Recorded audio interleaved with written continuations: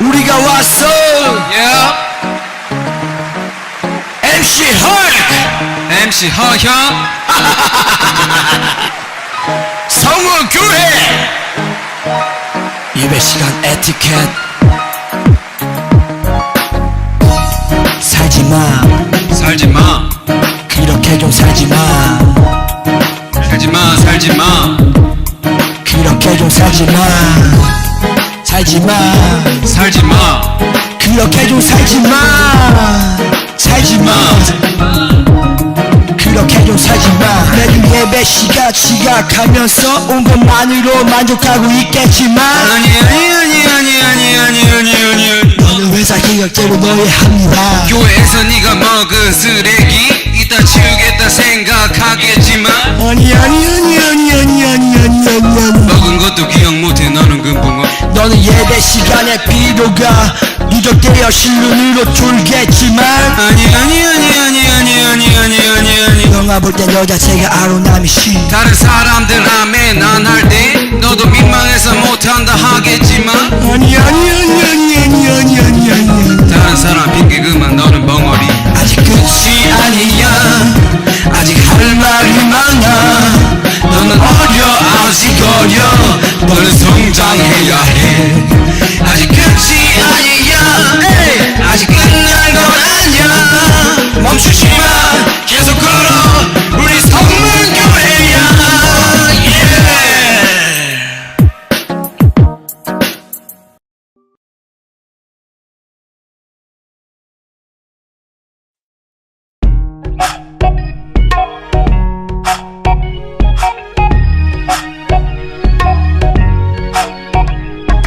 어딜 가나 난 문전박대. 내 누더기가 문제가 돼. 왼쪽 뺨을 얻어맞고 난 오른쪽 뺨도 들이밀어 겉옷을 달라면 속옷도 줘 영치기 영차 나눠 쓰자 주택 청약이 웬 말이야 난 천국의 땅을 가진 자야 거지로 살다가 가는 거지 아닌 척하는 건 거짓이지 돈 지고 태어난 사람 있어 하늘에 타두고 왔단 거지 돈 들고 천국 갈 사람 있어 뭐여 천국에 모든 게 있단 거지 뭔 말인지 야 너덜이 알겠누 거진데 모든 걸 가진 거지 빈손으로 왔다 빈손으로 가는 것이 뭐 어쩌라고 뭐 어쩌라고 품바 전대하지 마라 천국에 내가 그 집 있어 짜샤 이리 오너라 이복의 날 좀 보소 난 누더기 양복을 걸쳐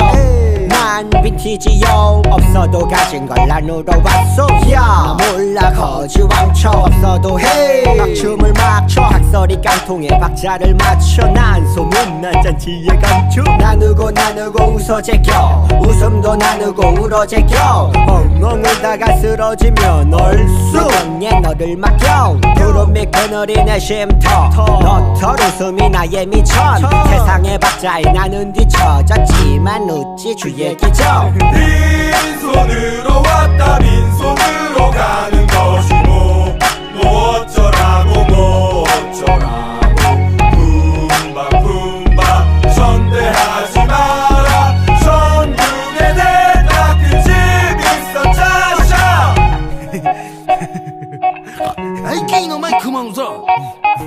아유 냄새 이거.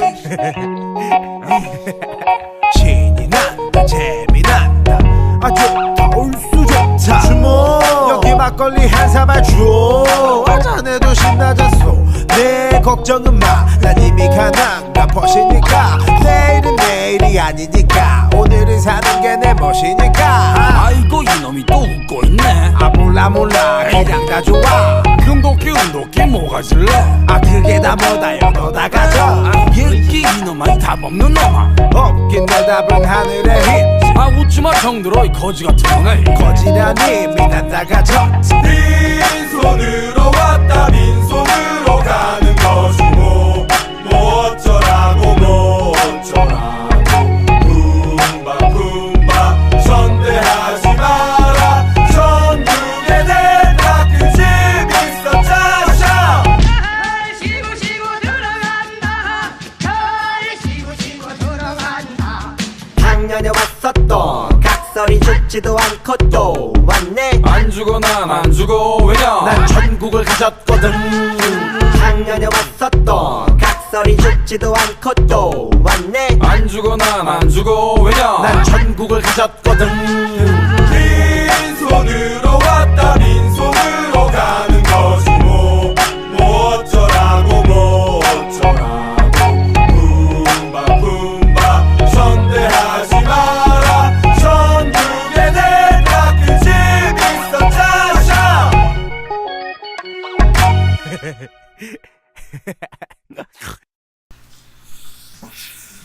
오늘 예배에 참석하신 여러분을 주님 안에서 환영합니다. 옆에 사람하고 인사하겠습니다. 하나님이 당신을 사랑합니다. 나도 당신을 사랑합니다. 네. 사랑만 하다가 주님 나라 가시기를 바랍니다. 네. 하나님께 참되게 경배 드리는 자들이 영과 진리로 아버지께 경배 드릴 때가 오나니 바로 지금이라. 아버지께서는 이렇게 자기에게 경배 드리는 자들을 찾으시느니라. 하나님은 한 영이시니 그분께 경배 드리는 자들은 반드시 영과 진리로 그분께 경배 드려야 하느니라. 우리가 하나님의 집으로 갈 때 우리 발을 조심하고 가까이 나아가 말씀 듣는 것이 어리석은 자들의 희생물을 드리는 것보다 나으니라. 영과 진리로 예배드리며 말씀을 삼하는 모든 심령들에게 전국의 소망을 허락하여 주시옵소서. 우리 예배를 성령님이 인도해 주시옵고 주님 예수 그리스도만이 영광받아 주시옵소서. 예수 그리스도의 존귀하신 이름 받들어 기도드렸사옵나이다. 아멘. 두 손을 들고 찬양합니다. 내 맘과 영이 괴로울 때에 주님께서 위로해 주시옵소서. 주시고 성령의 불로 태워주시니 주 앞에 나라 기도합니다. 나를 정결케 하옵시고 나의 눈을 뜨게 하사 성령의 불로 태우사 날 정결케 하옵소서. 내 모든 것 주님께 드리니 영원토록 늘 함께 하시고 내 마음을 정결케 하시사 주님 홀로 다스려 주소서. 나를 정결케 하옵시고 나의 눈을 뜨게 하사 성령의 불로 세우사 날 정결케 하옵소서.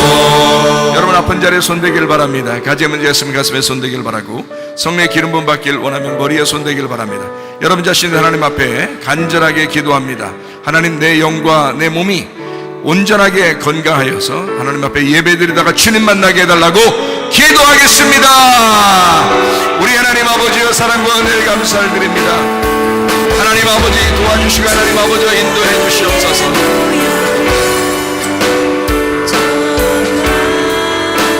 우리의 영과 우리의 몸이 건강하여 주 앞에 예배드리다가 주님 만나게 하옵소서. 하나님 아버지와 인도하시며 사랑하심을 믿습니다. 우리를 만져 주시옵소서. 다같이 일어나셔서 찬양합니다. 주의 보혈이 정하고 정하다 내 죄를 정케 하신 주 날 오라 하신다. 내가 주께로 지금 나오니 십자가의 보혈로 날 씻어주소서. 우리 하나님 아버지, 하나님 앞에 믿음으로 기도합니다. 하나님, 우리의 영과 우리의 몸이 건강하게 도와주시옵소서. 우리의 몸이 건강하게 하옵소서. 아까운 더러운 영들은 다 떠나가게 도와주시옵소서. 하나님의 성령으로 충만하게 하옵소서. 나사렛 예수의 이름으로 명하는 아까 더러운 귀신들아, 질병 가지고 떠나갈지어다. 건강하게 하셔서 주 앞에 예배드리다가 주님 만나게 하옵소서. 예수님 귀하신 이름 받도록 기도 올리옵나이다. 아멘. 주님 감사를 드립니다. 우리 하나님 아버지, 준비되신 힘을 하나님 앞에 드리는 시간을 갖도록 하겠습니다.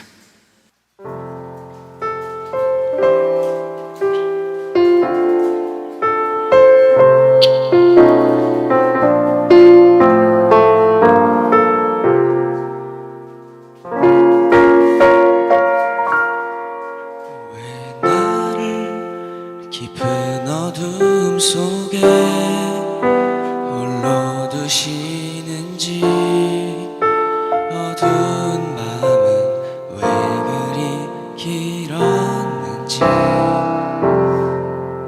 나를 고독하게 나를 낮아지게 세상 어디도 기댈 곳이 없게 하셨네.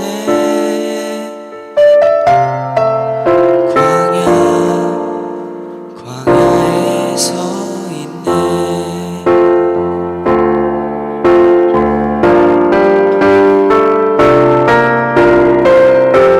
주님만 내 도움이 되시고 주님만 내 빛이 되시네. 주님만 내 친구 되시는 광야. 주님 손 놓고는 단 하루도 살 수 없는 곳 광야.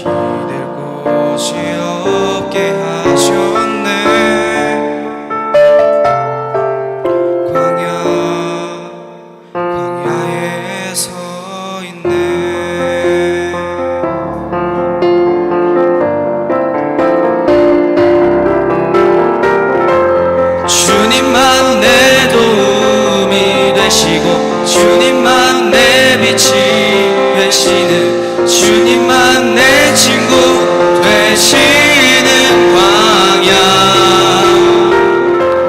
주님 손 놓고는 단 하루도 살 수 없는 곳 광야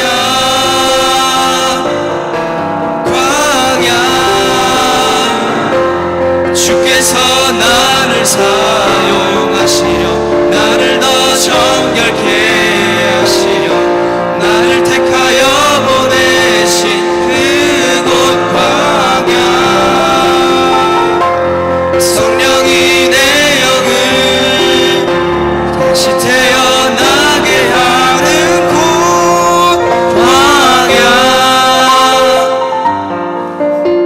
광야에 서 있네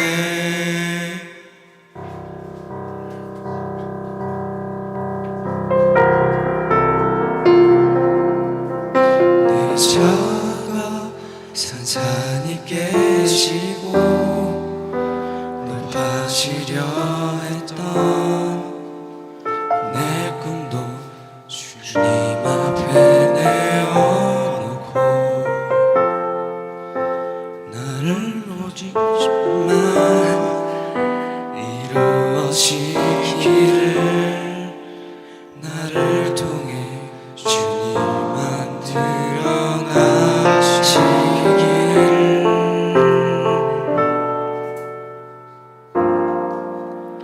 광야를 지나며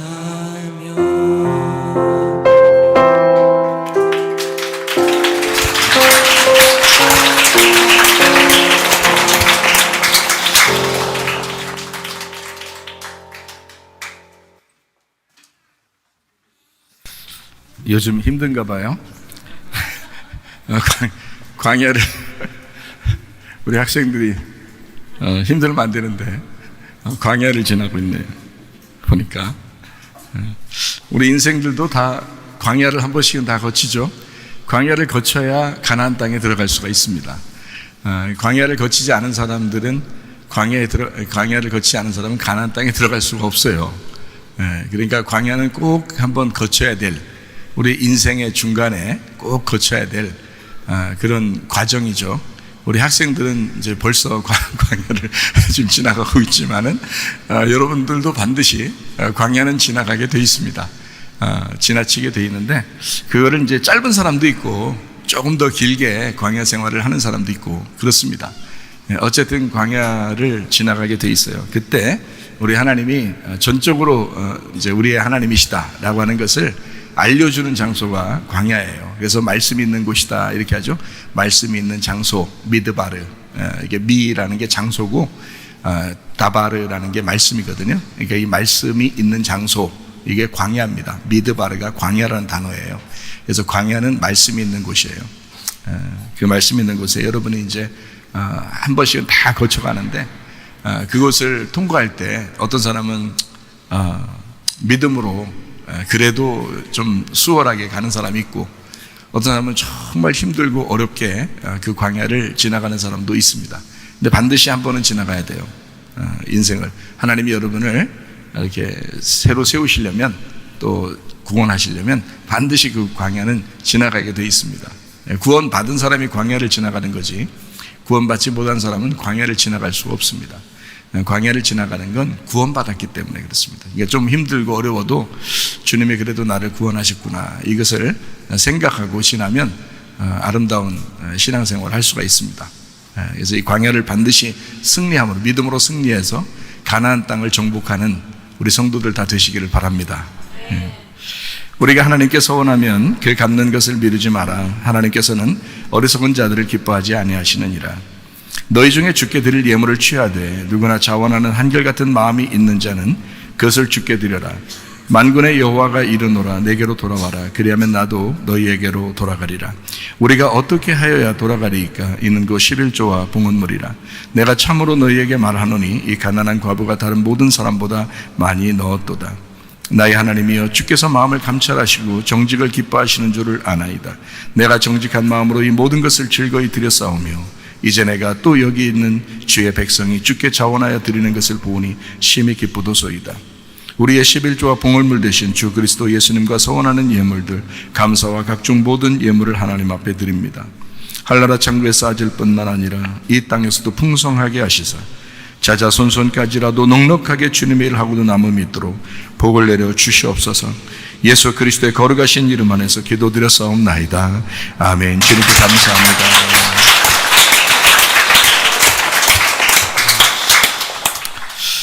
겸손과 교만, 마태복음 11장 28절부터 30절까지 말씀입니다. 수고하고 무거운 짐진 자들아 다 내게로 와라. 내가 너희를 쉬게 하리라. 나는 마음이 온유하고 겸손하니 나의 멍에를 메고 내게 배워라. 그리하면 너희 마음이 쉼을 얻으리니 이는 내 멍에는 쉽고 내 짐은 가벼움이라 하시니라. 아멘. 여러분이 겸손과 교만이라고 하는 것을 생각해 볼 때 분명히 교만한 사람은 하나님이 대적하시고 하나님과 반대편에 있다는 얘기고요. 그리고 겸손한 사람은 은혜를 베풀어서 하나님이 반드시 구원을 받게 합니다. 그러니까 우리 교회는 한 사람도 빠짐없이 다 겸손하셔야 됩니다.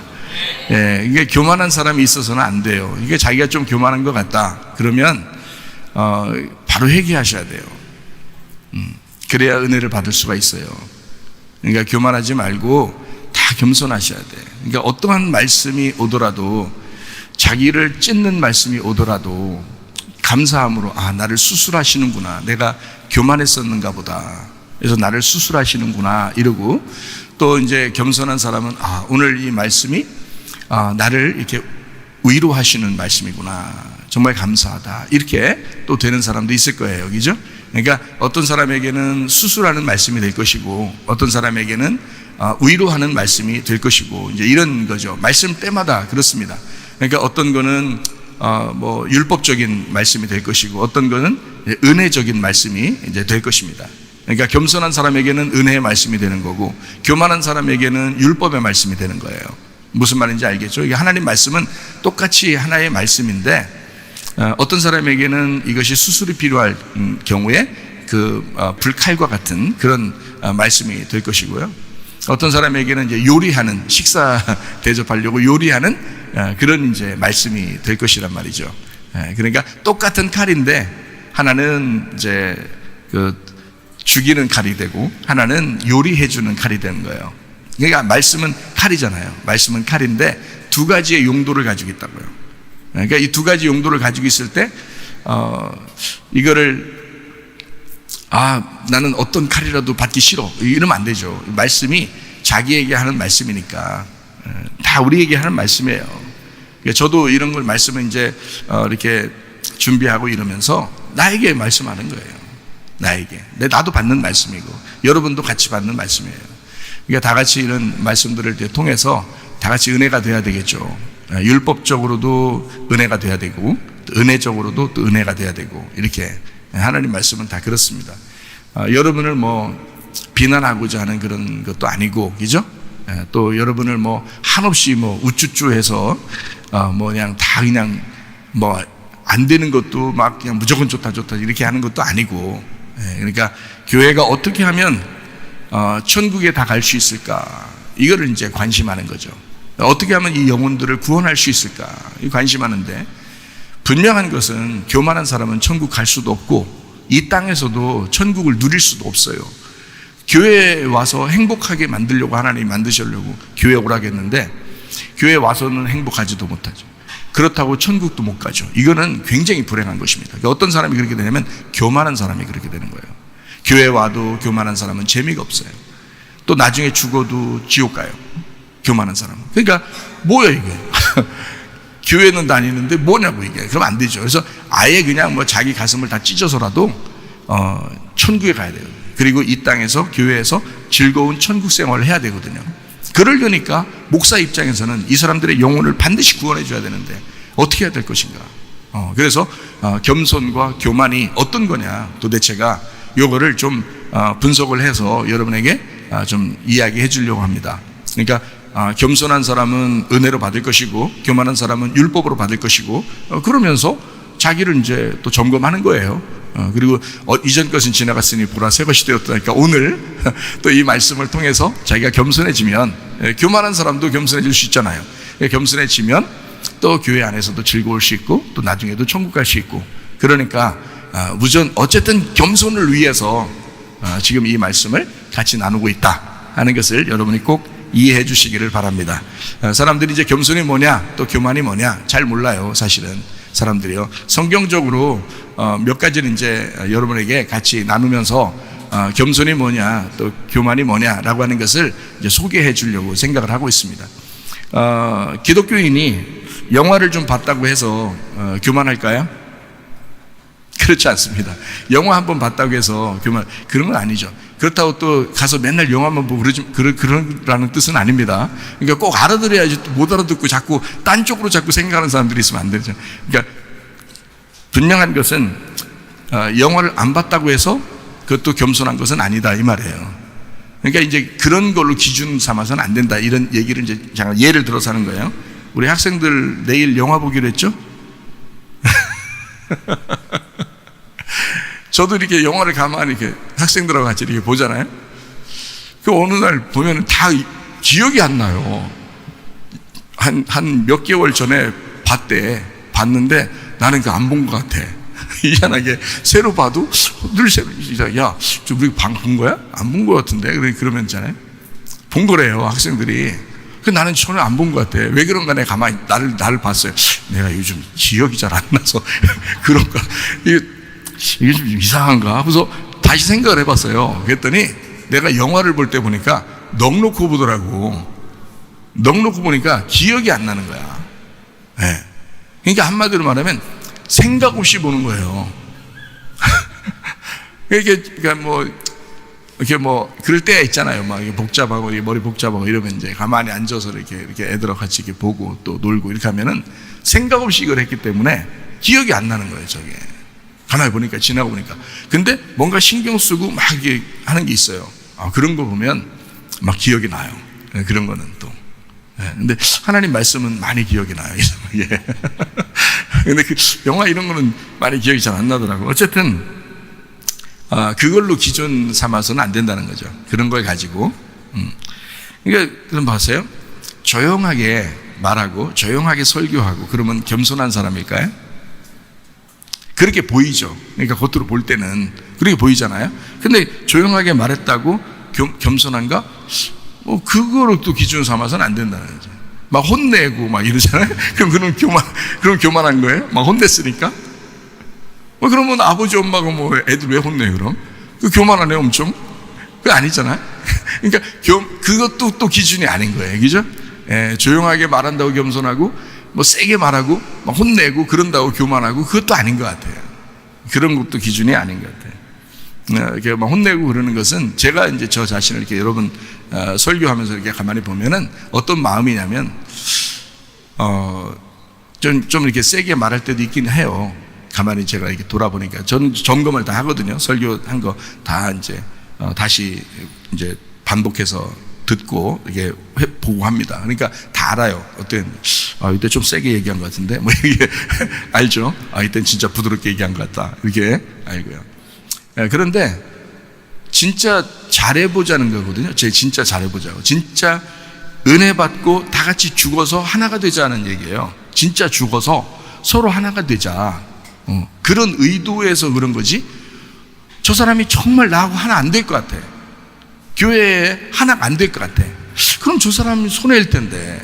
여기 이 땅에 사는 교회 다니는 게 진짜 다른 교회 다니면 몰라도 여기 교회 다니면 진짜 손해 볼 건데 그렇게 다니면 저런 식으로 다니면 손해 볼 건데 교회는 나온단 말이에요. 그럼 안 된다. 그러니까 손해 보지 않도록 하기 위해서 이 사람이 진짜 교회 다니는 유익하기 위해서 나는 그렇게 얘기해 주는 것 같아요. 진짜로 내 속에 마음에 양심에. 그리고 이제 그 사람이 진짜 그런 것들이 벗겨져야 그리고 자기가 죽어야 진짜 부활해서 천국 간다. 이게 저는 진짜 믿거든요. 그걸 진짜 믿기 때문에 제가 진짜 회개를 해봤기 때문에 뭐가 회개인지 알아요. 그래서 그렇게 돼야지 저 사람이 천국도 갈 텐데 라고 진짜 내 마음에 생각을 하기 때문에요.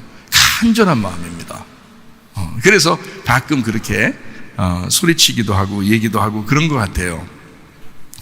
고린도전서 13장 4절 말씀해 보니까 사랑은 오래 참고 사랑은 온유하며 시기하지 아니하며 사랑은 자랑하지 아니하며 교만하지 아니하며, 그러니까 교만하면 사랑이 없는 거죠. 예, 그러니까 사랑은 오래 참고, 그러니까 어떻게 우리가 생각하냐면 이렇게 생각해요. 오래 참으라고 했으니까 교만한 사람도 사랑해 줘야 되지 않느냐, 이렇게 생각할 수도 있어요. 그렇잖아요. 우리가 생각할 때 저 사람 굉장히 교만한 것 같은데 근데 사랑이잖아. 사랑은 오래 참으니까 오래 참아줘야 돼, 뭐 이렇게 생각하잖아요. 참아줄 수는 있어요. 상대하지 말고 오래 참아줄 수는 있죠. 그렇죠? 그것도 오래 참는 거잖아요. 상대하지는 말해야죠. 예. 그 사람하고 상대하면서 오래 참는 건 아니잖아요. 가만히 있어도 오래 참는 거잖아요. 예. 그러니까 교만한 사람을 무조건 사랑해야 되게, 나는 주님의 사랑이 있으니까 무조건 사랑해야지 하는 것도 잘못된 거란 말이죠. 그게 아닌데 그 주님이 사랑하는 거지. 교만한 사람하고는 상대하지 말아야지. 미련한 사람하고도 상대하지 말라고 그랬잖아요, 주님이 성경에서. 그죠?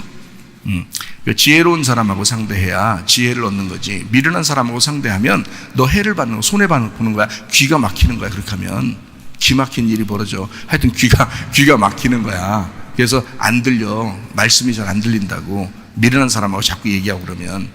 지혜로운 사람하고 얘기해야 귀가 열린다고요. 성령의 귀가 열린다고.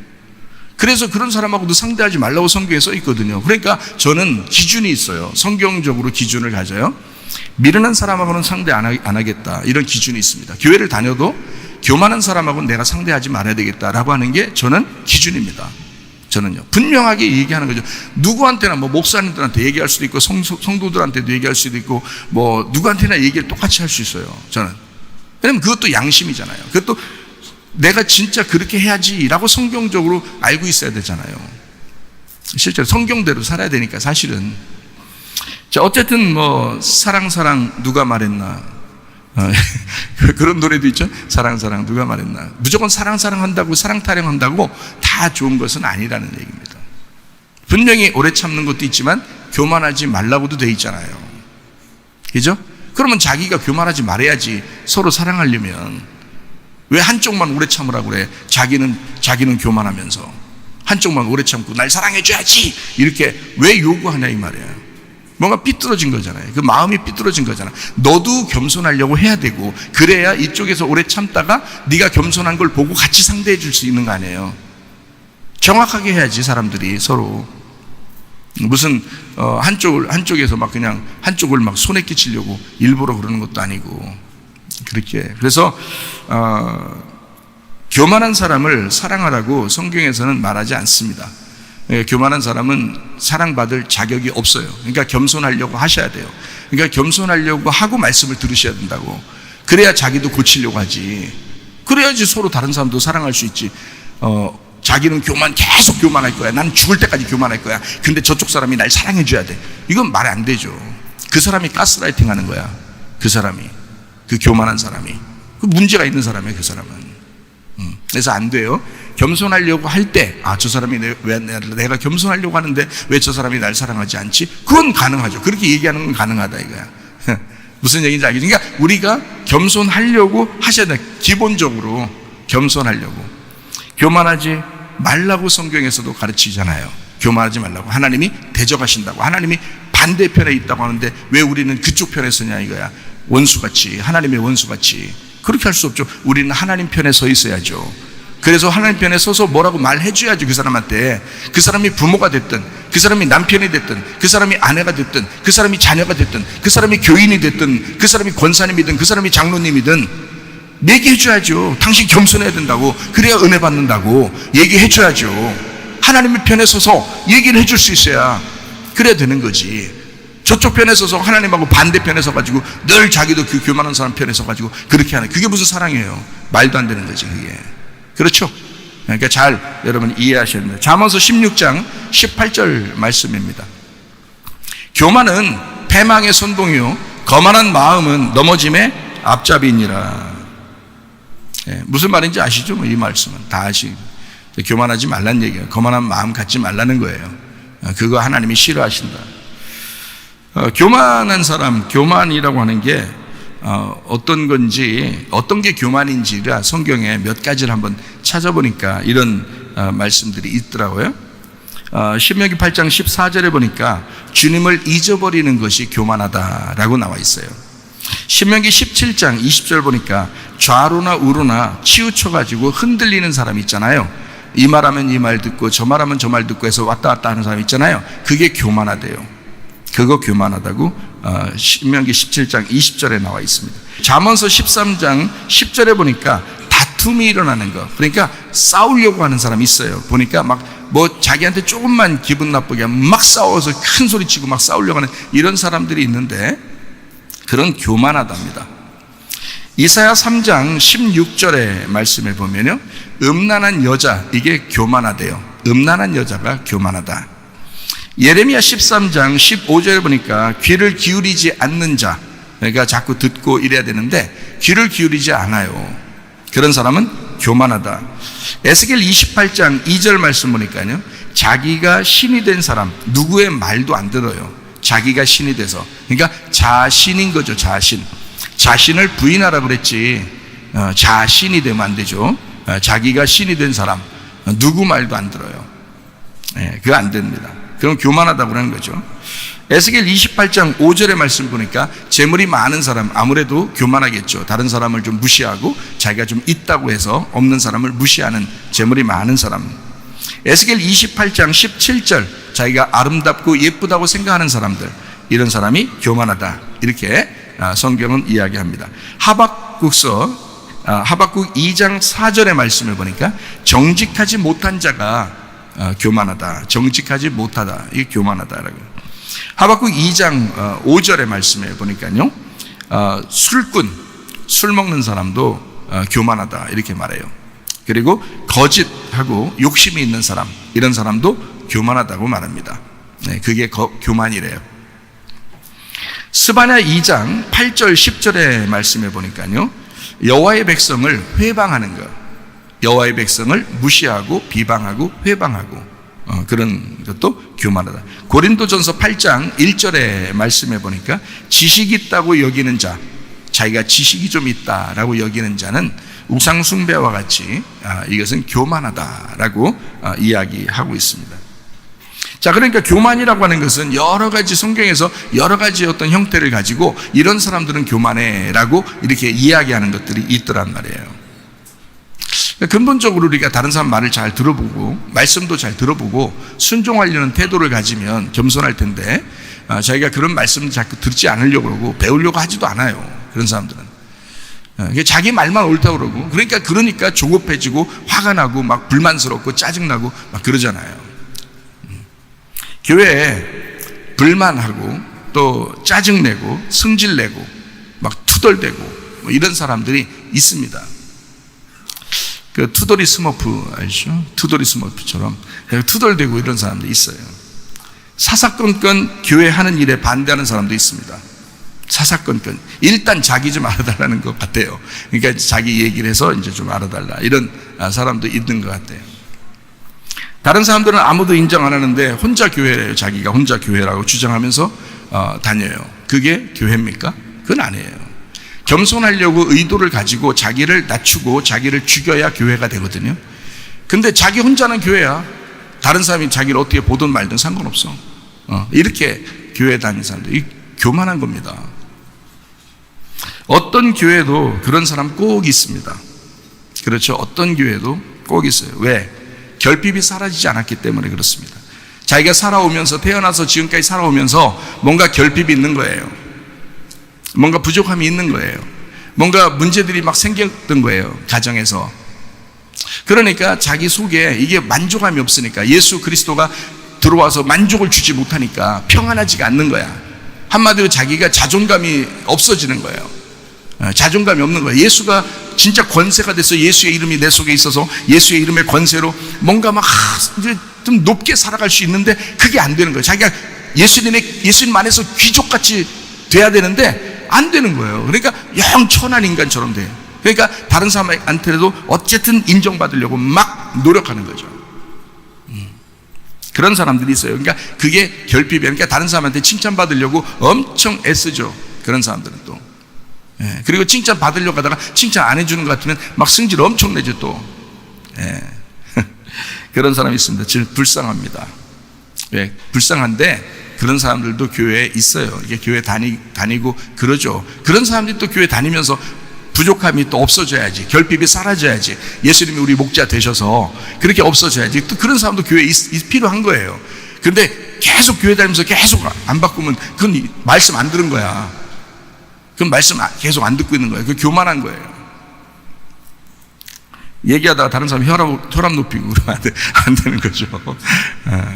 좀 다른 사람 얘기도 좀 들어보고 겸손하고 좀 부드럽게 이야기도 하고 이래야 되거든요.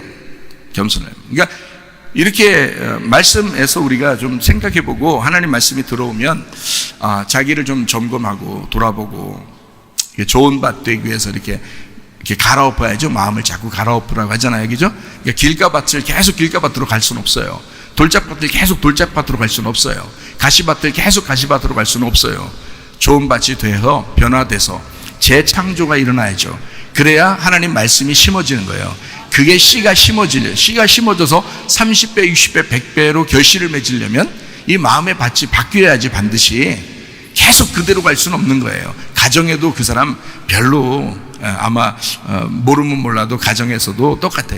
교회에서도 똑같은 사람, 다른 데서도 똑같아. 자기 승질 안 죽었어요. 그런 사람 안 돼. 그러면 안 된다고 되잖아요. 성경 진짜 주님처럼 우리가 온유하고 겸손해야지. 그렇게 교만하고 그러면 안 되죠. 하나님 말씀을 자꾸 들으려고 해야죠. 그런데 그런 결핍이 많은 사람들도 어떤 사람에게는 착하다는 거죠. 어떤 사람에게는 자기가 꼭 착하게 해야 될 사람한테는 착하다는 거죠. 그 사람한테는. 그러니까 그 사람한테는 착하지만 다른 사람들한테는 안 그런 거예요. 자기가 딱 봐서 경계를 다 하는 거죠. 이렇게. 그러니까 보편적으로 마음이 부드럽지는 않다는 겁니다. 보편적으로. 그러니까 그렇게 이제 어떤 사람이 착하다고 해서 어떤 사람한테 할 때 그 사람한테 하는 건 또 착하니까 그 사람 착한 사람일 거야. 아니에요. 다른 사람한테 안 그러면 안 착한 거예요. 그게 그 자기 가족한테만 착하면 뭐해. 다른 사람들한테도 착하다고 여김을 받아야죠. 교회에 와서 특별히 여러 다양한 사람들이 다 같이 있는 데서 야 진짜 저 사람은 정말 착하고 내가 막 친해지고 싶어 이런 사람이 돼야지. 저 사람은 진짜 왜 그래, 저 성격이 왜 그래, 자꾸 이러면 안 된단 말이에요. 그러니까 교회가 되기는 어렵죠. 그런 사람들이, 결핍이 있는 사람들은 교회가 되기는 어려워요. 그래서 예수님이 목자가 되셔야 교회가 될 수가 있어요. 예수님 목자가 되셔야 결핍이 사라지고 부족함이 사라지고, 그러면 다른 사람한테 인정받으려고 하는 게 아니라 오직 주님 바라보면서 자기 자신을 주님과 비교해서 자신을 완전히 부인해버리고 십자가를 지는 마음으로 가니까 다른 모든 사람들이 그 사람을 좋아하게 돼 있죠. 주님도 그 사람을 좋아하게 돼 있죠. 그런 사람들이 다 되시기를 바랍니다. 우리 교회는 그런 사람들이 다, 그래야 다 같이 겸손해서 은혜 받고 천국 가야지. 교만한 사람 되면 안 된단 말이에요. 우리 교회도 투덜이가 딱 한 사람 있습니다. 뭐 여러 사람 아니에요. 딱 한 사람. 자, 그런 사람이 있을 때 여러분은 이제 어떻게 처리하는가? 그런 사람을. 저는 목사님들한테 이런 질문들을 많이 받습니다. 자기 교회에 투덜이가 있다는 거예요. 막 미치겠다는 거예요. 목사님이 미쳐요. 그래서 제가 아니 너무 신경 쓰시는가 봐요. 너무 신경 쓰니까 그것 때문에 미치려고 그러지. 미치면 안 됩니다. 목사님까지 미치면 안 돼요. 정신없는 교회 되는 거지. 그러면 안 되지. 그러니까 정신 똑바로 차리고 목사님 잘 생각해 보세요. 성경적으로 제가 이야기해 드리겠습니다. 투덜이가 있을 때 어떻게 하는가. 마태복음 13장 29절 말씀에 주인이 이르되 가만둬라, 가라지를 뽑다가 곡식까지 뽑을까 염려하노라, 이겁니다. 가라지예요. 투덜이가 있는데, 교회에 투덜이가 분명히, 우리 교회도 딱 한 사람이 있는데요, 투덜이가요. 그런데 가라지를 뽑지 마라, 그냥 둬라. 그렇게 되어 있습니다. 성경적이죠. 근데 그 사람하고 친해지지는 말아라. 그 사람이 고쳐지면 친해져라. 그 사람이 겸손하게 고쳐지면 그때 친해지면 된다. 다른 사람들도 그 사람 별로 신경 안 씁니다. 그냥 교회 다니는 거예요. 예. 자기 딴에는 굉장히 다른 사람 신경 써줬으면 좋겠다고 생각하지만 다른 사람 별로 신경 안 씁니다. 다른 사람들도 그 사람을 다 알아요. 저는 이게 그냥 전체적으로 이렇게 보이잖아요. 그러니까 목사니까 다 전체적으로 보이니까 알아요. 그러니까 우리 교회는 다 같이 그리스도 안에서 하나가 되어야 되니까 자기가 회개하고 고치셔야 돼. 자기가 회개하고 고치셔야 다른 사람들과 하나가 되지. 자, 두 번째, 가라지는 그냥 두지만은 그러나 그 사람을 뽑아내고 다른 데로 보내야 될 그런 사람도 있습니다. 어떤 사람이냐? 레위기 14장 34절 말씀입니다. 내가 네게 기업으로 주는 가나안 땅에 너희가 이를 때에 너희 기업의 땅에서 어떤 집에, 그 집은 교회를 말합니다. 어떤 집에 나병 색점을 발생하게 하거든, 이렇게 되어 있거든요. 그러니까 거기에 문둥병이 생기면, 나병이 생기면 그 집에 나병이 생길 수가 있다는 얘기예요. 그 벽돌에 나병이 생길 수가 있다. 그러면 40절 말씀입니다. 그는 명령하여 색점 있는 돌을 빼내어 성 밖 부정한 곳에 버리게 하고 그랬습니다. 그러니까 이건 뭐냐면 교회에서 나병을 일으키는 사람, 나병을 일으키는 사람은 버리라 그랬습니다. 교회에서 함께 있을 수 없습니다. 그냥 혼자 가라지, 혼자 투덜거리는 사람은 내비둬도 돼요. 다른 사람도 신경 아무도 안 써요. 그 사람하고 친한 사람도 별로 없고 어차피. 그런데 문둥병 걸리는 게 있어요. 그 말은 뭐냐면 자기가 비밀리에 전화해서 연락하고 교회 헐뜯고 자기 편 만드는 사람이 있습니다. 교회에 그런 사람들이 생겨나요. 그건 마귀 역사이기 때문에 그렇습니다. 마귀가 그 사람 속에 들어온 거예요. 예, 그러면은 교회 문제 생기는 이유가 다 거기에 있어요. 교회들마다 어떤 문제들이 생기죠? 그것 때문에 그렇습니다. 나병이 생겨요. 교회에서 회개하고 겸손한 사람이 되셔야 합니다. 네. 로마서 8장 28절 말씀이요. 우리가 알거니와 하나님을 사랑하는 자 곧 그의 뜻대로 부르심을 입은 자들에게는 모든 것이 합력하여 선을 이루느니라. 어떤 사람에게요? 모든 것이 주님의 뜻대로, 그분의 뜻대로 하나님을 사랑하는 자 그랬잖아요. 우리가 알거니와 하나님을 사랑하는 자 곧 그의 뜻대로 부르심을 입은 자가 합력해서 선을 이룬다 그랬지. 하나님을 사랑하지도 않고 주님의 뜻대로 부르심 받지도 않았는데 어떻게 하나 되겠어요? 그건 합력해서 선을 이룰 수가 없어요. 그 사람하고 같이 모이면 무조건 악한 일을 하게 돼 있습니다. 그래서 교회마다 편 만들어요. 그래서 자기 편 만들어가지고 교회가 싸우게 하고 막 이러잖아요. 그게 악한 일이란 말이에요. 마귀 역사란 말이에요. 그래서는 안 된다는 거죠. 자, 여러분 이제 좀 아시겠어요? 자, 교회에 가라지가 있을 수 있다. 그건 그냥 둬라. 주님 오실 때까지, 그가 죽을 때까지 그냥 둬라. 그래도 괜찮다. 그래, 그 사람, 저는 그 가라지에게도 얘기합니다. 혹시 우리 교회에 가라지가 한 명이라도 있으면 당신이 알곡으로, 곡식으로 다시 거듭나시란 말이에요. 겸손하시란 말이에요. 그러면 하나님의 사람이 될 수 있잖아요. 당신도. 왜 일부러 가라지 짓을 하고 왜 일부러 투덜대고 일부러 그렇게 사느냐 이거예요. 그러지 말라는 거예요. 겸손하게 은혜 받자는 거야. 우리 교회에서도 그렇게 살자는 거예요. 그리고 하늘나라 가자는 거예요. 그 겸손하게 돼야 가정에서도 행복하고 교회에 와서도 행복하고 여러분이 일할 때도 직장에서도 행복할 거 아니겠습니까? 투덜대지 말라는 거지. 그거 잘못된 거다. 가라지처럼 살지 마라 이거. 더더군다나 나병처럼 막 사는 사람, 다른 사람 막 전화해가지고 자기 편 만들려고 막 투덜대고 교회 반대하고 막 이러면서 자기가 막 그렇지 않아 이러면서 막 전화하고 이런 사람들 뒤에서, 그거는 딱 끊어야 됩니다. 전화를. 그런 사람은 당신들이 그 마귀의 작전에 같이 넘어가기 때문에 그냥 하나님이 싫어요. 같이 싫어요. 안 되는 거야. 같이 나병이 걸린단 말이에요. 그래서 이 나병이 어떤 돌에 나병이 걸리잖아요. 그럼 그 돌을 빼야 돼요. 빼고 옆에 걸 긁어야 돼요. 옆에 걸 긁어서, 긁을 때 아프죠. 옆에 사람들이 아프죠. 같이 긁어서 긁어놓고 다 나병이 안 퍼지잖아요. 그럼 다른 돌로 이렇게 집어넣으면 돼요. 거기다가 그 자리에다가. 레위기 14장에 그렇게 나와 있어요. 그런데 만약에 이 돌을 늦게 뺐다든지 옆으로 이게 퍼지기 시작해가지고 이 벽돌이 계속 옆으로 나병이 퍼지잖아요. 그럼 그 집을 완전히 무너뜨리라고 나와 있어요. 그 집을 무너뜨려 새로 지어야 됩니다.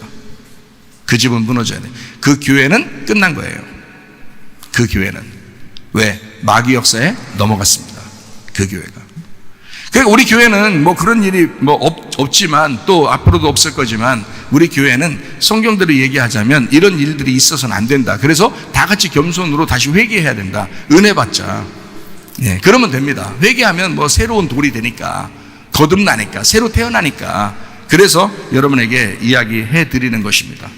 그러니까 진짜 겸손과 교만이 뭐냐? 겉으로 볼 때 겸손하게 보이면 겸손한 사람인가? 겉으로 볼 때 교만해 보이면 그럼 교만한 사람인가?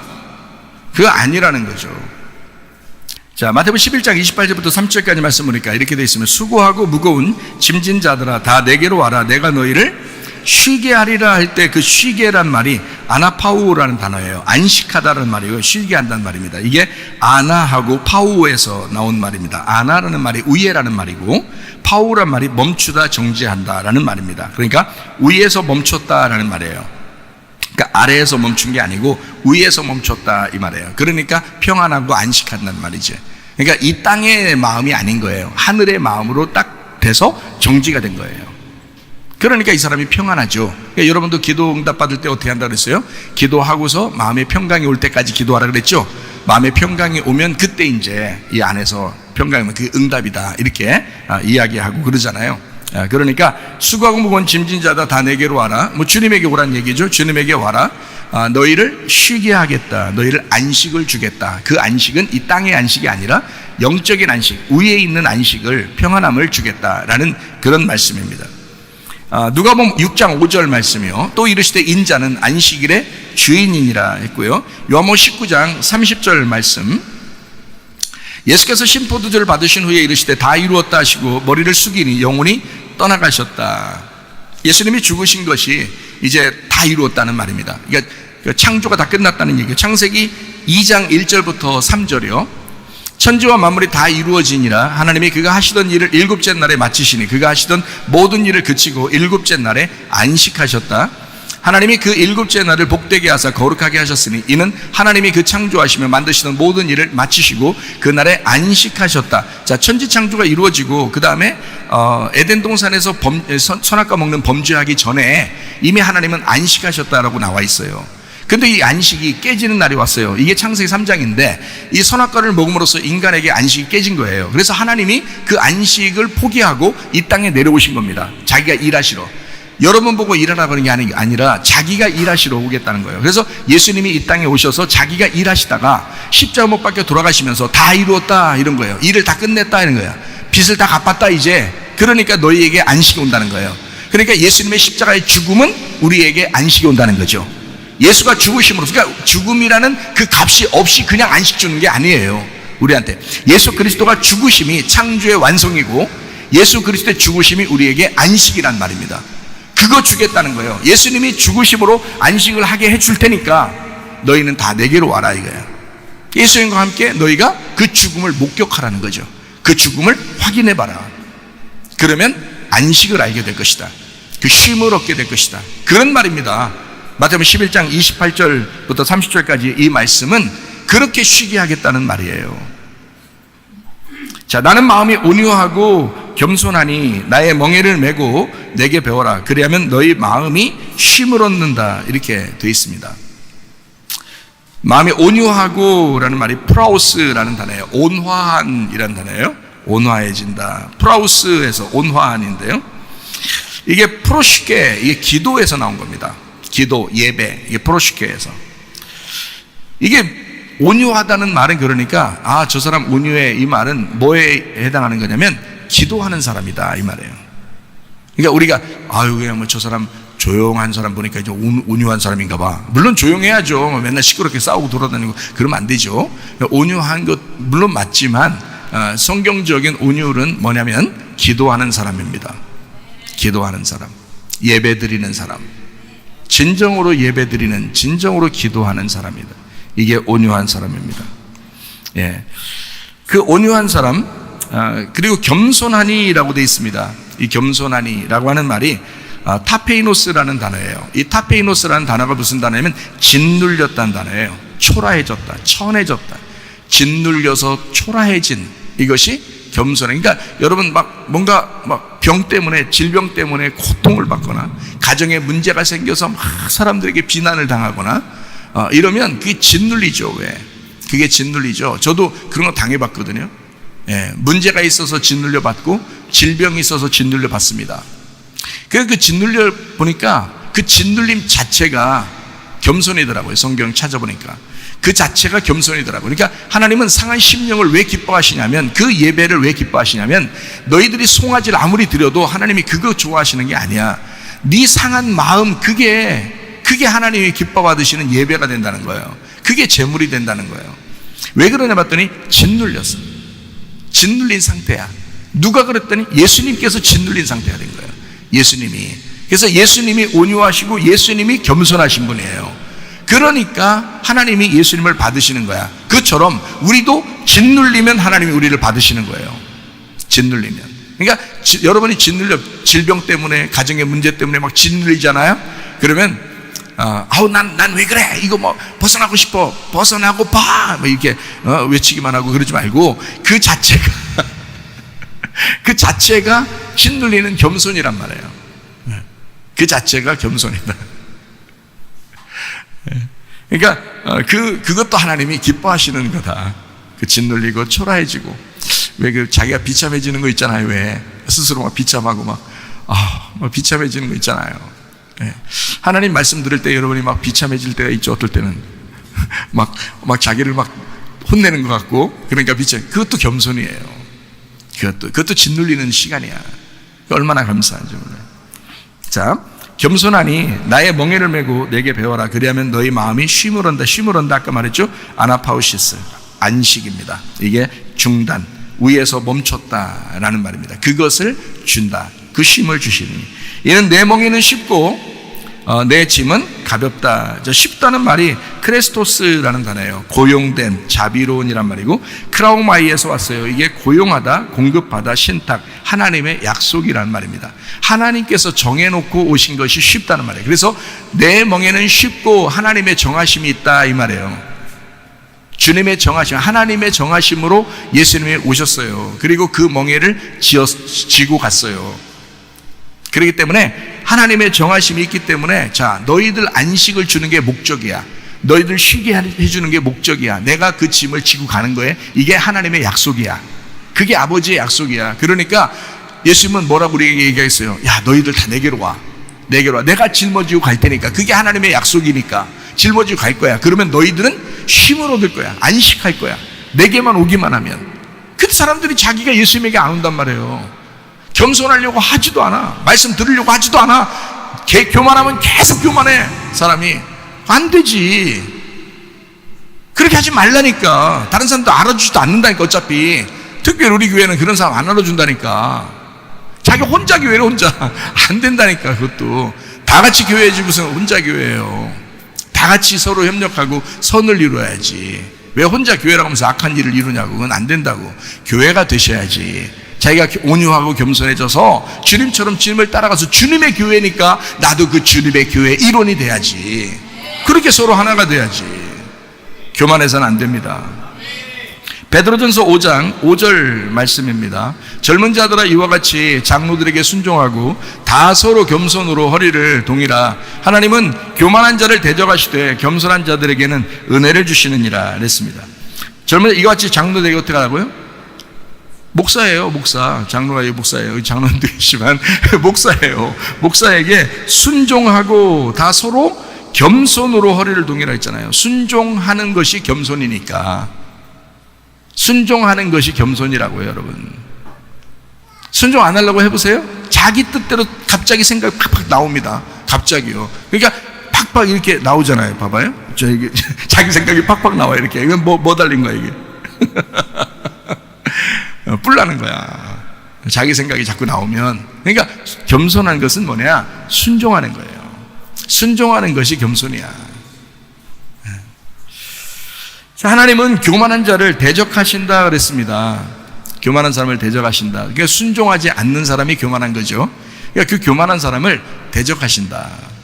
그 대적하신다는 말이 안티타소마이란 말입니다. 이게 반대편에 서다라는 말이에요. 안티라는 말이 반대편이고, 타소라는 게 정돈하다, 임명하다, 배열하다라는 말이니까 반대편에 딱 이렇게 배열해 있다. 반대편에서 딱 고정돼 있다. 이런 말이에요. 정리돼 있다. 반대편에서. 그러니까 하나님은 그 사람과 반대편에서 아예 딱 계신다 이 말이에요. 교만한 사람하고는 상대를 안 한단 말입니다. 그 사람하고 같이 안 있어요. 하나님이. 그 사람이 회개하라고. 이게 성경에 늘 회개하라고 그러잖아. 우리 보고. 그러니까 뭘 회개하실 거예요, 여러분이? 회개하라니까 뭘 회개하실 거냐고. 교만을 회개하셔서 겸손해지셔야 되는 거야. 왜냐하면 교만하면 하나님이 너하고 반대편이야. 너하고 상대 안 해. 반대편에 그냥 딱 정리해 있다니까. 그게 안티타소마이라는 단어예요. 대적하신다라는 단어입니다. 이게 겸손한 사람에게는 일단 그 겸손한이라는 말이 타페이노스, 짓눌리고 초라하고 천하고, 하나님 나 같은 놈 없어요. 하나님 나 불쌍히 여겨주세요. 그런 사람들 있잖아요. 아프면 그렇게 되죠. 가정의 문제가 크게 벌어지면 막 그렇게 돼요. 그러면 하나님 나 좀 살려주세요. 이런 사람이 겸손한 거예요. 그게 겸손해지는 거예요. 그런 사람에게는 은혜를 주신다는데, 은혜, 카리스, 은혜, 선물이라는 말이에요. 이게 카이로에서 나왔어요. 카이로, 안녕. 이게 카이로예요. 행복한 이런 단어입니다. 예. 그 사람에게 행복을 주겠다. 그 사람에게 안녕을 주겠다. 예. 평안한 은혜, 선물을 주겠다. 예수님을 주겠다. 평안한 예수님을 주겠다. 이 말입니다. 이게 짓눌려 있으니까, 그 사람에게 그 사람이 짓눌려 있으니까, 초라하니까, 비참하니까, 자기가 도저히 혼자 해결할 수 있는 방법이 없으니까, 그러니까 우리 주님께서 너에게 안녕하도록 해주겠다. 주님이 어느 날 갑자기 안녕 하면서 나타나요. 이게 은혜 받는 날이야. 예, 저한테도 갑자기 안녕하시더라고요. 깜짝 놀랐죠. 그랬더니 그 이후에 늘 안녕하면서 살고 행복하고 평안하고 마음에 쉼을 얻고 그러더라 이 말이에요. 그러니까 여러분 가정에도 안녕하시길 바랍니다. 예, 옆에 사람하고 한번 쳐다보세요. 눈으로만 안녕, 이렇게 안녕. 예, 그게 주님의 축복입니다. 그게 안녕, 그게 주님의 축복이에요. 그게 샬롬이고요. 그게 평안입니다. 그게 이스라엘과 우리나라가 거의 비슷한 점이 많다고 했잖아요. 그래서 우리나라 인사하는 거 보면 다 어떻게 해요? 안녕하세요 이런 거 하잖아요. 그게 샬롬이에요. 샬롬 하세요 이 말이거든요. 예, 은혜 받으세요 이 말이거든요. 은혜 있어요. 안녕하세요. 오늘 은혜 있습니까? 오늘 하나님의 선물이 있습니까? 하나님의 평강이 있습니까? 오늘 안녕하십니까? 뭐 이런 거예요. 놀랍죠? 이 성경적입니다. 그러니까 우리나라가 이게 참 축복받은 나라예요. 나는 우리나라에 태어난 것을 정말 자랑스럽게 생각합니다. 성경을 보면서 알았어요. 성경을 보면서 우리나라에 태어난 걸 정말 자랑스럽게 여기는 건 왜 그러냐면 성경이 우리나라 문화하고 굉장히 비슷한 게 많아요. 그래서 성경이 이해가 되다 보니까 이거 한국 문화하고 거의 비슷하네, 이런 게 굉장히 많다는 말이에요. 그러니까 자동적으로 우리 조상적부터 내려오던 그 문화가 있었던 거, 그게 기독교 문화인 거예요. 그게 성경의 문화가 내려오고 있었던 것이 우리 잠재적으로 우리나라 문화에 이렇게 잠재해 있던 것이 많이 있다는 거죠. 그래서 그걸 성경을 보면서 참 놀랍다 하나님의 은혜다.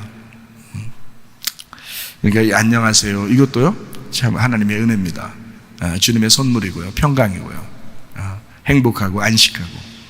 너에게 쉼이 있느냐, 오늘 안식하느냐, 너 안녕하느냐, 너 오늘 주님 계시냐 이 말이에요. 그게 안녕하세요예요. 안녕, 그게 카이로. 거기에서 나온 게 카리스, 은혜라는 단어입니다. 진짜예요 이게. 마태복음 9장 10절 11절 말씀이요. 예수께서 마태의 집에서 앉아 음식을 잡수실 때에 많은 세리와 죄인들이 와서 예수와 그의 제자들과 함께 앉았더니 바리새인들이 보고 그의 제자들에게 이르되 어찌하여 너희 선생은 세리와 죄인들과 함께 잡수시느냐. 자, 제가 이제 이 성경을 쭉 몇 가지 찾을 거예요. 몇 가지 뭘 찾냐면 예수님이 세리들과 함께 있는 게 성경에 많이 써 있어요. 세리들과 함께 있는 게. 근데 그 당시에 세리는 창녀들보다 못하게 여겼거든요. 그 당시에는. 왜냐하면 창녀들은 같은 민족에게 창녀짓을 한 거거든요. 근데 세리는 같은 민족을 다른 나라 로마에다가 팔아버린 거예요. 세금을 받아가지고 팔아버린 거예요. 그 돈을 더 많이 나라에 로마에서 받으라는 대로 받고 또 자기가 가지려면 좀 더 받고 이래가지고 그걸 갖다 이제 로마라는 나라에다 주니까 이쪽 백성 입장, 이스라엘 백성 입장에서는 굉장히 기분 나쁜 일이죠. 이 세리가. 그러니까 차라리 창녀는 자기들 민족끼리 했지만, 민족끼리의 이야기지만, 세리는 저 다른 나라 편에서 하는 짓들이니까 굉장히 기분 나빠서 세리를 창녀보다도 못하게 여긴 그때의 그 문화가 있었어요. 그러니까 여기에 세리들과 함께 음식을 먹었다? 이건 뭐 사람들이 완전 돌아버리는 거지, 예수님 볼 때. 그런 일들이에요, 이게.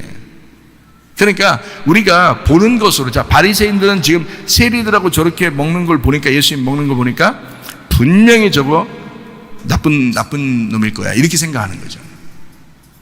그렇죠?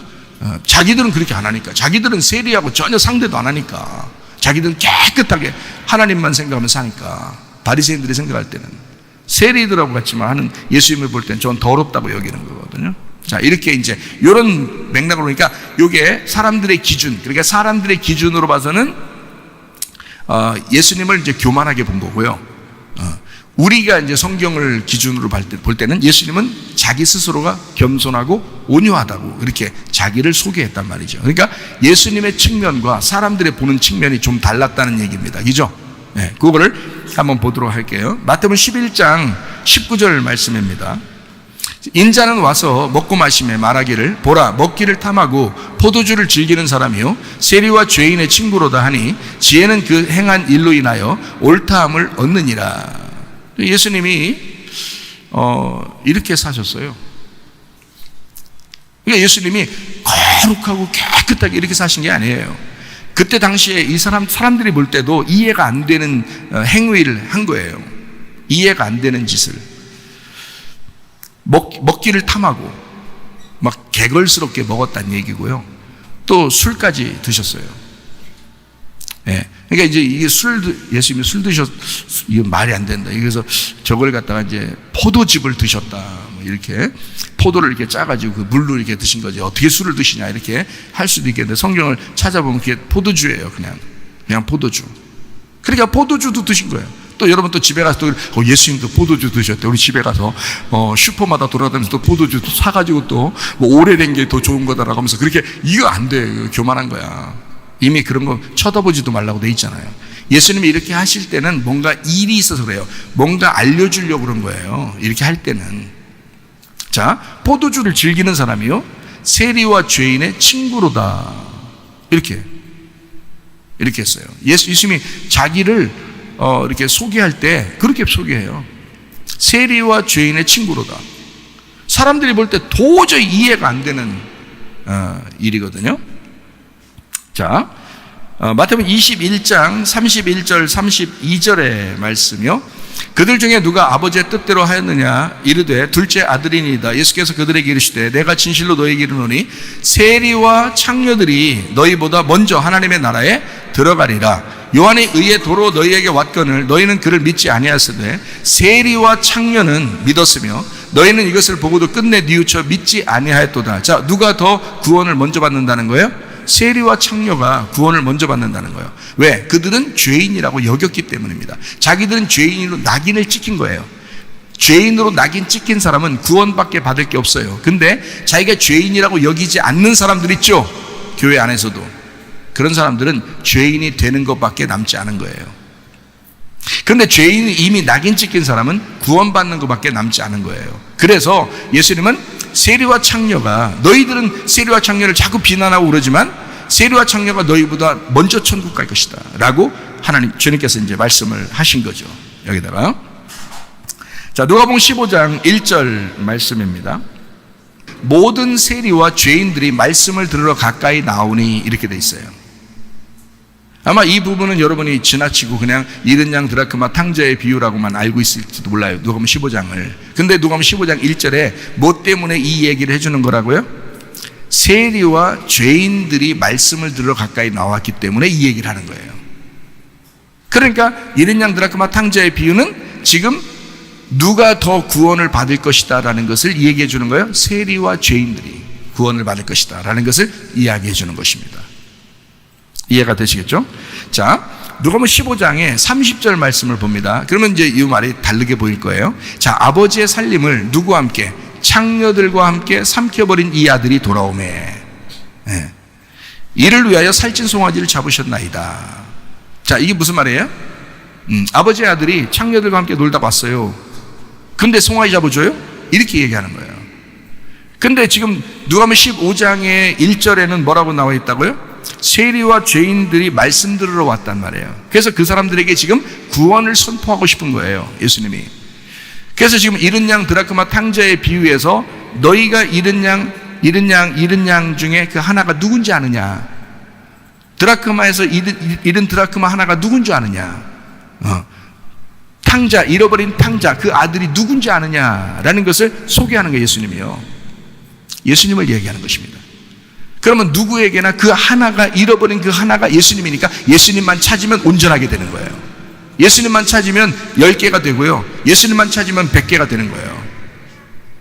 예수님만 찾으면 그 둘이 완전히 하나가 되는 거예요. 그러니까 자, 누가복음 15장 30절에 아버지의 살림을 창녀들과 함께 삼켜버렸다. 당연히 어떻게 돼요? 그 아들은 나가서 창녀들과 함께 그 살림을 삼켜버려야 된다고요. 왜요? 예수님이 창녀들을 구원해야 되니까. 창녀들을 구원해야 되니까 예수님이 이 땅에 오셔서 창녀 같은 우리들을 구원해야 되니까. 무슨 말인지 알겠어요? 그러니까 다른 이렇게 돌아다니는 그런 분들 얘기하는 거 아닙니다. 창녀 같은 우리들을 구원하려고 하다 보니까 주님이 이 땅에 일부러 오신 거란 말이에요. 탕자처럼 아버지를 떠나서 이 땅에 오셨잖아요, 우리한테. 자, 성경이 완전히 다르게 보이잖아요, 그죠? 네. 어떻게 보느냐에 따라서 이게 성경이 보이는 건데 완전히 다르게 보이잖아요. 그러니까 자, 아버지의 살림이 뭐겠어요? 사랑이죠. 아버지의 사랑, 아버지의 살림이 아버지의 말씀이죠. 아버지의 재산을 가지고 이 땅에 내려오신 분이에요. 아버지의 사랑을 가지고 이 땅에 내려오신 분, 예수님. 아버지의 말씀을 가지고 이 땅에 내려오신 분, 예수님. 그 예수님이 창녀 같은 나를 구원하시는 거라. 그게 이 말씀이란 말이에요. 자, 고린도전서 6장 16절 말씀이요. 창녀와 합하는 자는 그와 한 몸인 줄 알지 못하냐. 일렀을 때 둘이 한 육체가 되었다. 예수님이 말씀이 육체가 돼서 이 땅에 오셨죠. 그러면 예수님도 마찬가지로 창녀인 우리하고 한 몸 되기 위해서 이 땅에 오셨다라고 이야기하는 얘기죠, 여기서. 그러니까 우리는 떨어질래야 떨어질 수가 없다, 예수님하고. 그리고 그 예수님이 그 창녀 같은 나와 하나가 돼서 한 몸이 돼서 예수님이 십자가 못 박혀 죽으셨다. 누가 죽은 거냐? 네가 죽은 것이다. 네가 죽은 것이다.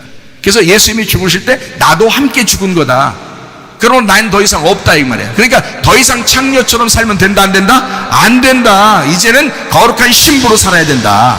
이제는 거룩한 교회로 살아야 된다, 이 말입니다. 여러분이 교만하게 사는 창녀처럼 살았느냐? 이제 그걸 버려야 된다. 십자가에 매달아 죽여야 된다. 그리고 너희는 겸손하게 교회로 살아야 된다, 그 말이죠. 이해가 되시겠죠? 자, 누가복음 18장 10절 말씀입니다. 두 사람이 기도하러 성전에 올라가니 하나는 바리새인이요 하나는 세리라. 거기 세리가 나왔어요. 11절. 바리새인은 서서 따로 기도하여 이르되 하나님이여, 나는 다른 사람들 곧 토색, 불의, 간음을 하는 자들과 같지 아니하고 이 세리와도 같지 아니함을 감사합니다, 이랬습니다. 그러니까 봐요. 토색, 불의, 간음하는 자들, 그 사람들과 같지 않대, 바리새인이. 그리고 세리와도 같지 않대. 자, 누가 기도응답 받고 가요? 세리가 기도응답 받고 가요. 누가복음 18장 13절 말씀입니다. 세리는 멀리 서서 감히 눈을 들어 하늘을 쳐다보지도 못하고 다만 가슴을 치며 이르되 하나님이여 불쌍히 여기소서, 나는 죄인으로소이다. 마치 뭐 같은 거냐면 누가복음 16장에 거지 나사로, 겸손한 나사로, 짓눌려진 비천하고 초라해진 나사로와 같은 사람, 그런 사람이 구원받는 거예요. 누가복음 19장 2절 말씀입니다. 삭개오라 이름하는 자가 있으니 세리장이요 또한 부자라. 창기보다 못한 세리. 그 사람이 누가복음 19장에 보면 구원받죠. 그렇죠? 누가복음 19장에. 왜요? 누가복음 19장 10절에 보니까 이렇게 나와 있어요.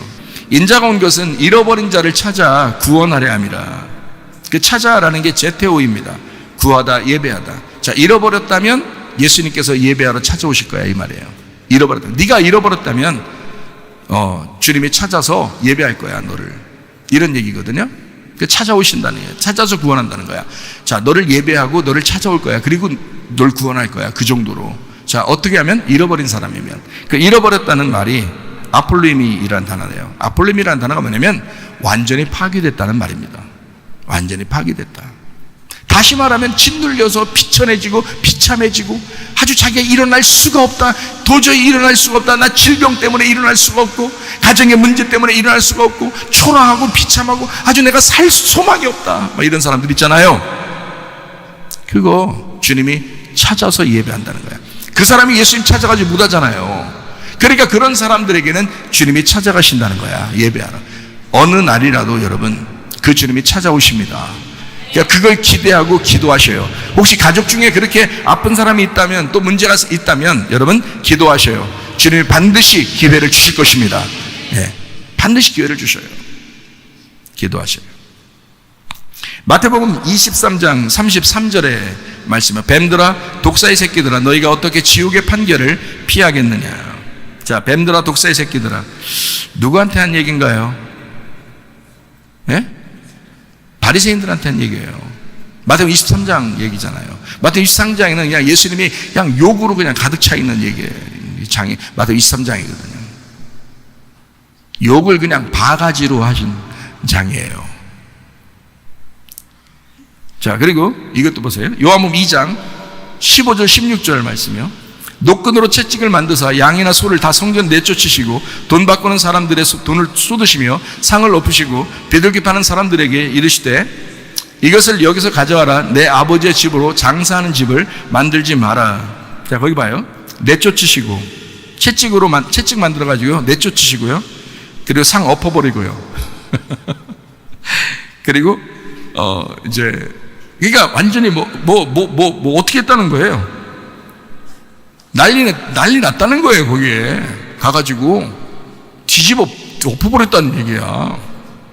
사람들이 볼 때 야, 저 메시아 같진 않아. 아무리 봐도 메시아 같진 않아. 보세요. 죄인들하고 세리하고 창기들하고 같이 술을 마시질 않나, 같이 놀질 않나. 에? 아니 자기들이 볼 때 이상하잖아요.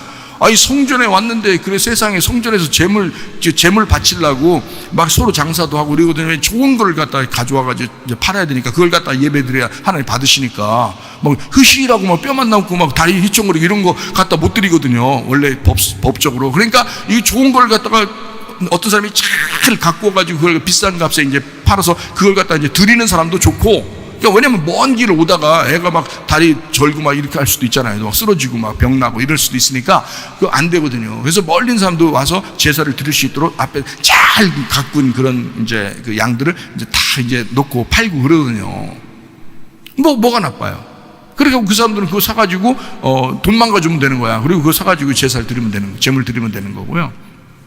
파는 사람은 열심히 1년 동안 이제 그렇게 잘 갖고 왔기 때문에 팔아서 돈 받는 거지 뭐. 수구값이 있으니까 여물도 먹여야 되고, 그죠? 그러니까 그렇게 했단 말이야. 뭐가 잘못이야? 그 사람들이 생각할 때는 뭐가 잘못이냐 이거야. 근데 예수님이 느닷없이 와가지고 막 채찍을 만들더니 다 엎어버리고 돈 같은 거 발에 차고 엎어버리고 그냥 막 채찍을 막 때려 다 돈 같은 거 때려가지고 막 다 내보내고. 이게 그 사람들이 생각할 때 이해가 안 되죠. 저 예수님 미쳤나? 이렇게 생각할 수도 있잖아. 그렇게 보인단 말이에요. 성경적으로 이렇게 가만히 보면. 근데요, 뭐라고 이야기하냐면 16절에 이렇게 얘기를 해요. 자, 비둘기 판 사람들에게 이르시되 이것을 여기서 가져가라. 내 아버지의 집으로 장사하는 집을 만들지 마라. 이래요. 내 아버지의 집으로. 지금 예수님이 예수님 거라고 얘기 안 하잖아요. 아버지의 집이라 그러잖아요. 이제 여기에 포인트가 있는 거예요. 자, 성경적으로 가만히 보니까 성경에서 알듯이 우리가 예수님은 욕도 잘하셨습니다. 그러니까 욕했다고 교만한 건 아닌 거예요. 그러니까 왜 욕하느냐 그걸 알아야지. 저 사람이 왜 욕을 하느냐. 근데 뜬금없이 계속 욕하고 다니는 그건 잘못된 거지. 뜬금없이 승질내고 뜬금없이 짜증내고 뜬금없이 투덜대고 이런 건 잘못된 거지. 그렇지만 예수님은 뜬금없이 하는 게 아니라 욕을 할 때 욕을 하시더란 말이에요. 그리고 바리새인들과 막 싸웁니다. 그죠? 뭐 치고받고는 안 했을 거예요. 그 사람들이 워낙 사람들이 많으니까 잘못 치고받으면 이제 명예 못 살죠. 그러면 안 되지. 그렇지만 싸우긴 했습니다. 말로써 엄청 화내고 싸우고 그랬습니다. 그리고 막 욕도 엄청 했습니다. 뭐 우리들이 말하면 개 자식 이런 것도 아니에요. 막 그 뱀 자식 막 도독한 얘기를 예수님이 막 하고 그랬습니다. 실제로요. 근데 그 뱀 새끼라고 하는 건 뭐 의미는 뭐냐면요, 선악과 먹을 때 뱀이 나와서 먹게 했잖아요. 그러니까 너희들은 그 선악과의 자식이다, 이런 뜻이에요. 그런 의미입니다. 세리와 죄인들과 창렬한 친구 돼서 놀기도 하고요, 채찍 만들어 때려 엎어버리시기도 했습니다. 자, 이런 예수님을 여러분 같으면, 그 당시에 여러분이 산다면 따를 수 있겠습니까? 이상하죠? 마태복음 11장 28절부터 30절까지 말씀. 그럼에도 불구하고 우리 주님께서는 수고하고 무거운 짐진 자들아 다 내게로 와라, 내가 너희를 쉬게 하리라. 나는 마음이 온유하고 겸손하니. 자기 스스로 자기는 온유하고 겸손하대요. 나의 멍에를 메고 내게 배워라, 그리하면 너희 마음이 쉼을 얻으리니 이는 내 멍에는 쉽고 내 짐은 가벼움이라 하시니라 했습니다. 주님은 스스로 자신을 온유하고 자신을 겸손하다고 말했습니다. 우리는 주님의 온유와 겸손을 배우려고 교회에 다니고 있는 거고요. 그러니까 어떤 게 진짜 온유고 어떤 게 진짜 겸손인지를 알아야 되죠. 그죠? 그러면 주님을 닮아가려고 하는 우리들이니까, 그러면 주님이 주장하고 있는 영적 온유, 그리고 그 겸손이 분명히 있을 거란 말입니다. 그게 뭐냐 이거예요. 온유라고 하는 그 단어는 원래 어떤 의미를 가지고 있냐면, 온유라는 단어는요, 내적인 겸손입니다. 뜻으로 볼 때 겸손이라고 하는 것은 외적인 온유입니다. 그러니까 겸손과 온유는 같은 거예요. 온유는 이 속에서 일어나는 거고요, 겸손은 밖으로 드러나는 것입니다. 속에 있기 때문에 그 온유가 겉으로 드러날 때 그걸 겸손이라고 그러고요, 진짜 겸손이 속에서 일어나는 것을 온유라 그렇게 말하는 거예요. 그러니까 온유와 겸손은 하나예요. 한 쌍이라고요.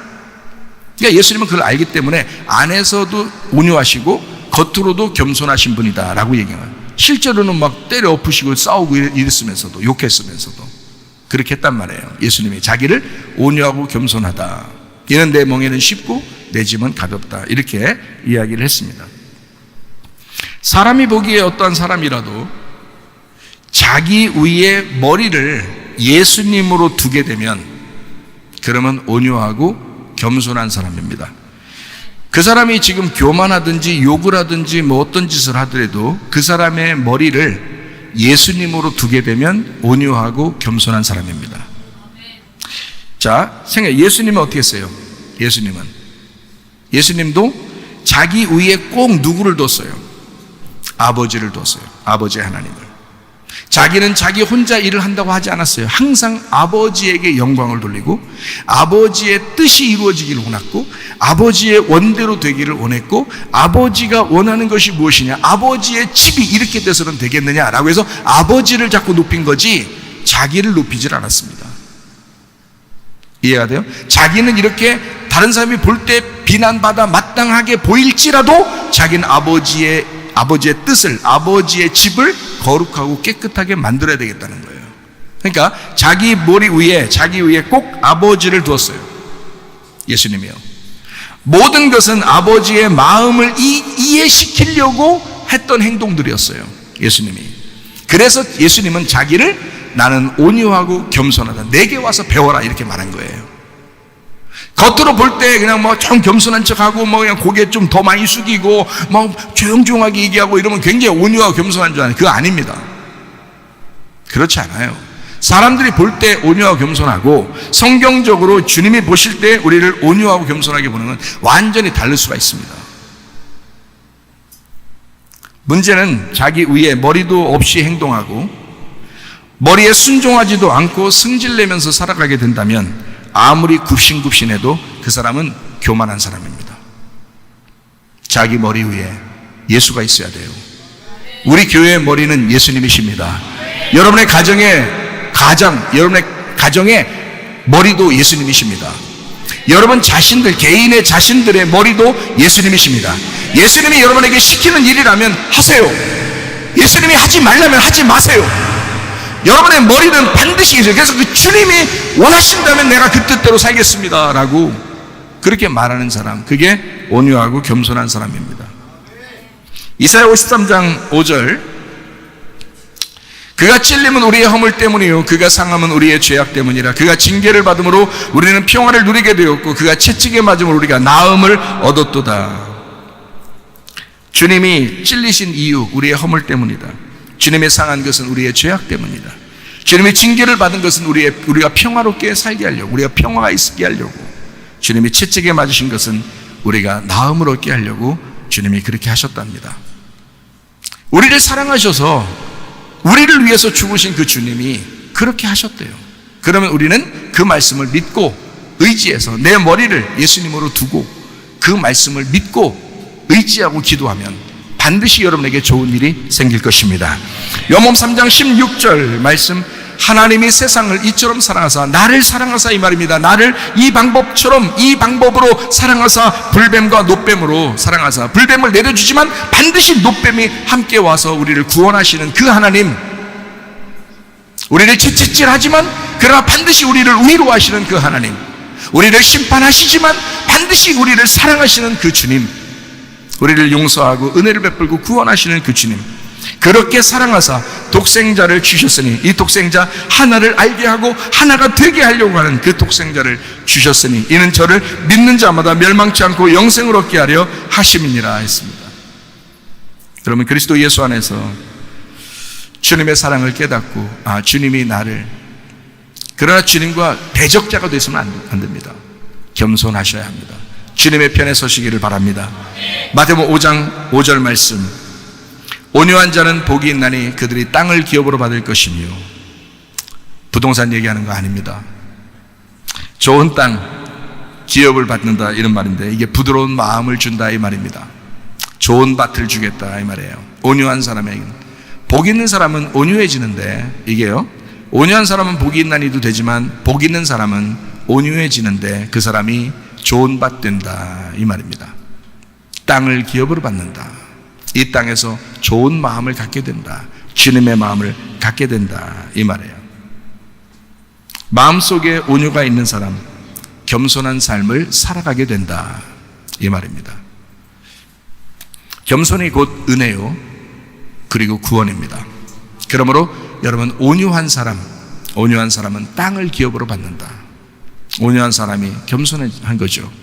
그 사람은 은혜를 받고 구원을 받습니다. 여러분 마음 가운데도 진정한 온유가 여러분 속에 있길 바라고, 겸손한 진짜 성경적인 겸손함으로 살다 주님 만나시기를 바랍니다. 마태복음 11장 28절부터 30절까지 말씀 읽고 마치도록 하겠습니다. 수고하고 무거운 짐진 자들아 다 내게로 와라. 내가 너희를 쉬게 하리라. 나는 마음이 온유하고 겸손하니 나의 멍에를 메고 내게 배워라. 그리하면 너희 마음이 쉼을 얻으리니 이는 내 멍에는 쉽고 내 짐은 가벼움이라 하시니라. 주님 안에서 온유하고 겸손하여 주님 나라 갈 때까지 평안하고, 주님 안에 갈 때까지, 주님 나라 갈 때까지 늘 안식하고 행복하게 살다가 주님 만나시기를 바랍니다. 아멘.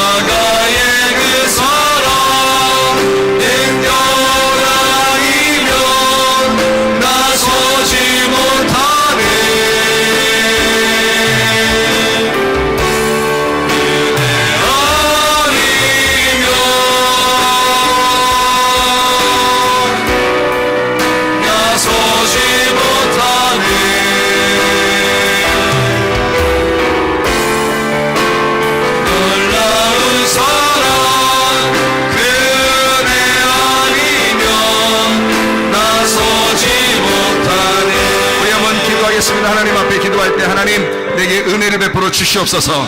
하나님, 내 마음이 온유하고 겸손한 주님을 따라가게 도와 주옵소서. 좋은 밭 되게 도와 주옵소서. 말씀이 살아 움직이게 하옵소서. 기도합니다. 우리 하나님 아버지의 사랑과 은혜를 감사를 드립니다. 주의 뜻대로 살자 주님 만나게 하옵소서.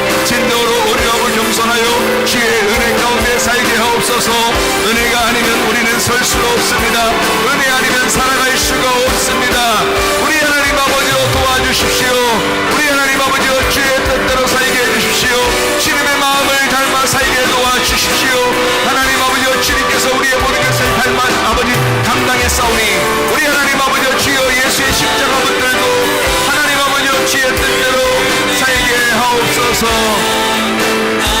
다 같이 찬양합니다.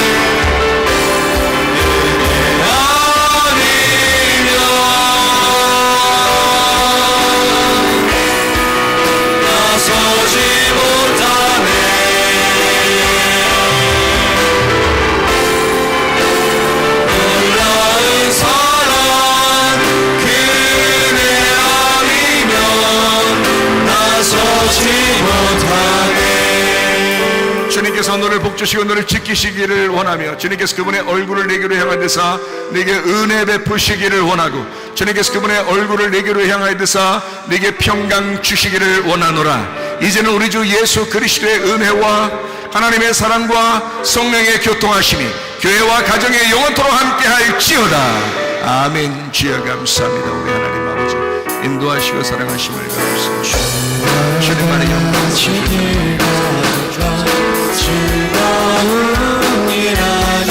기도받기를 원하시 앞으로 나오셔서 기도받으시기를 바랍니다. 나아가신 날 자신을 밝겠네. 날마다 주